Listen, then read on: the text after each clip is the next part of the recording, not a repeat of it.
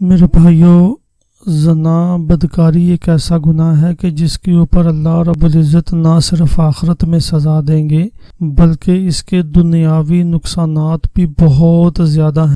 میرے بھائیوں، دنیا میں زنا کرنے کی وجہ سے انسان کے اوپر جو سب سے بڑی مصیبت آتی ہے وہ ہے تنگ دستی،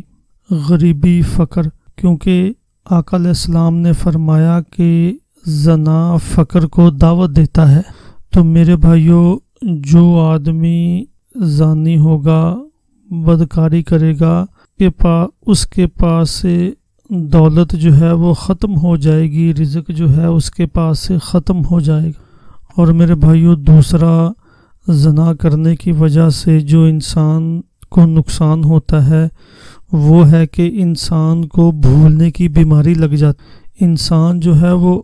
بہت سارے اپنے کام بھولنے شروع کر دیتا ہے،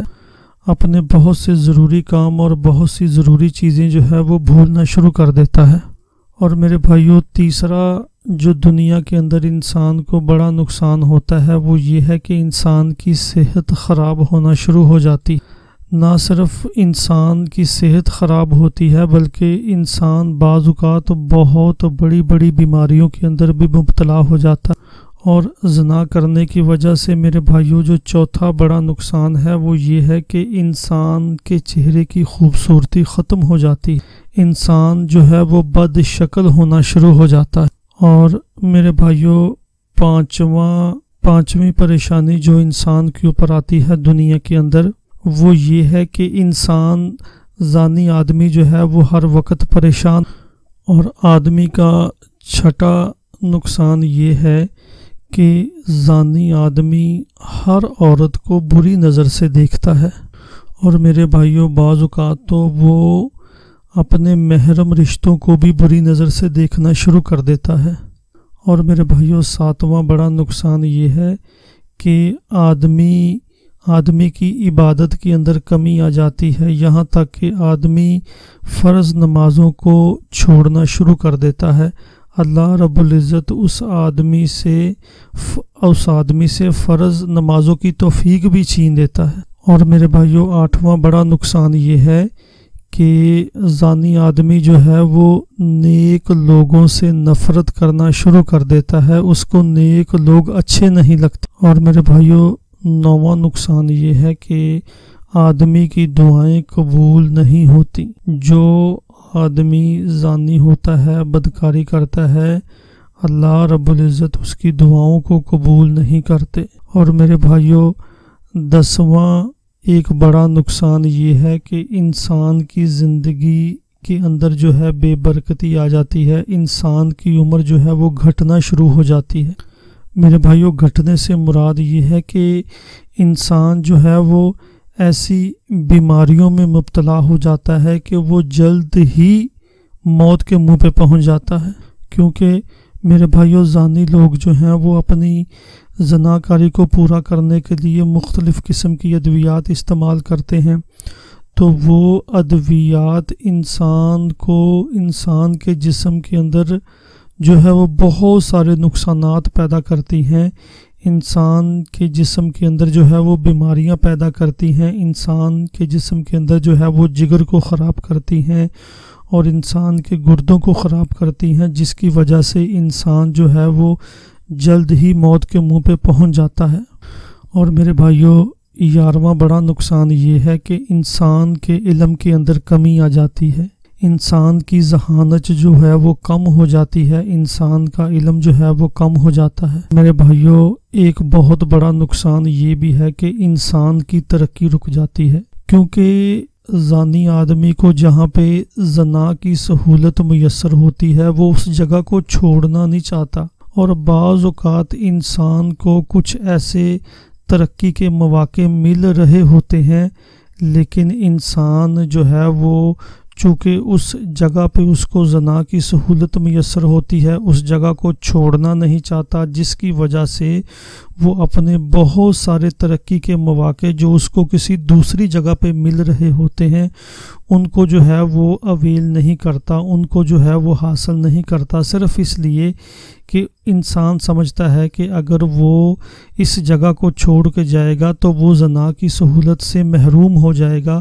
تو میرے بھائیوں، زنا کا ایک بہت بڑا نقصان یہ بھی ہے کہ انسان کی ترقی رک جاتی ہے۔ تو میرے بھائیوں، اگر ہم لوگ چاہتے ہیں کہ ہماری صحت کے اندر برکت ہو اور ہمارے مال کے اندر برکت ہو، ہماری اولاد کے اندر برکت ہو، میرے بھائیوں ہر کوئی یہی چاہتا ہے۔ کون ایسا ہے جو ان چیزوں کو نہ چاہتا ہو؟ سبھی چاہتے ہیں۔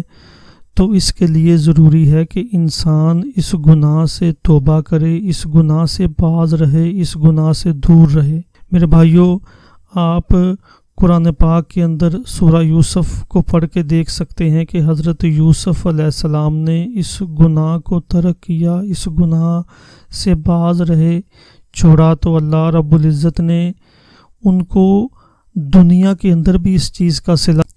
کیونکہ آقا علیہ السلام فرماتے ہیں کہ جو انسان گناہوں کے مزوں کو، گناہوں کی لذت کو ترک کرے گا، اللہ رب العزت اس کو دنیا کے اندر جائز اور حلال مزے کئی گنا زیادہ عطا کریں۔ تو میرے بھائیوں، اگر ہم اس گناہ کو چھوڑیں گے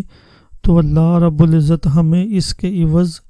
ہزاروں جائز اور حلال مزے عطا کریں گے۔ یوسف علیہ السلام کو اللہ رب العزت نے جب انہوں نے اپنے آپ کو اس گناہ سے باز رکھا تو اللہ پاک نے اسی عورت کو حلال طریقے سے ان کو دیا، اور اس کے بعد اللہ رب العزت نے ان کو پورے مصر کی بادشاہت بھی دی۔ تو میرے بھائیوں، اس کے لیے اس واقعہ کے اندر ہمارے لیے بہت بڑا سبق ہے۔ اگر ہم بھی اس برائی کو ترک کریں گے تو اللہ رب العزت ہمیں رزق بھی دیں گے، اور ہم اگر اس برائی کو چھوڑیں گے تو اللہ پاک ہمیں وہی چیز جائز اور حلال طریقے سے دیں گے۔ اور میرے بھائیوں، اللہ رب العزت نے تو قرآن پاک کے اندر وعدہ بھی فرمایا ہے کہ جو کلمے والی مبارک اور پاکیزہ زندگی اختیار کرے گا تو ہم اس کو دنیا کے اندر حیاتاً طیبہ یعنی پاک، پاکیزہ اور صاف ستھری زندگی عطا فرمائیں گے۔ تو میرے بھائیوں، اگر میں اور آپ اس دنیا کے اندر جو ہے وہ پاکیزہ زندگی چاہتے ہیں اور ایک اچھی زندگی چاہتے ہیں تو اس کے لیے ضروری ہے کہ ہم اس برائی سے دور رہیں، کیونکہ اللہ رب العزت فرماتے ہیں کہ تم زنا کے قریب بھی مت جاؤ، یعنی اس کو کرنا تو بڑی دور کی بات ہے۔ اللہ رب العزت فرماتے ہیں کہ تم اس کے قریب بھی مت جاؤ، یعنی قریب نہ جانے کا کیا مطلب ہے کہ ان چیزوں سے بھی دور رہو جو چیزیں اس برائی کے قریب لے کے جاتی ہیں۔ یعنی آدمی جو ہے، اللہ رب العزت فرما رہے ہیں کہ تم ان مواقعوں کو بھی اختیار نہ کرو۔ تو علماء فرماتے ہیں کہ اس کا مطلب یہ ہے کہ آدمی جو ہے وہ غیر محرم سے بھی بات نہ کرے اور غیر محرم کو دیکھے بھی نہیں۔ یہ چیزیں جو ہیں انسان کو اس برائی کے نزدیک لے کے جاتی ہیں، اور بعض اوقات شیطان جو ہے وہ دل میں ڈالتا ہے کہ تم جو ہے اس کو دین کی دعوت دینے والے ہو، لیکن میرے بھائیوں، علماء کرام اس بات سے بھی منع فرماتے ہیں کہ غیر محرم کو آپ دین کی دعوت بھی نہیں دے سکتے۔ اللہ رب العزت ہمیں ان ارشادات پر عمل کرنے کی توفیق عطا فرمائے۔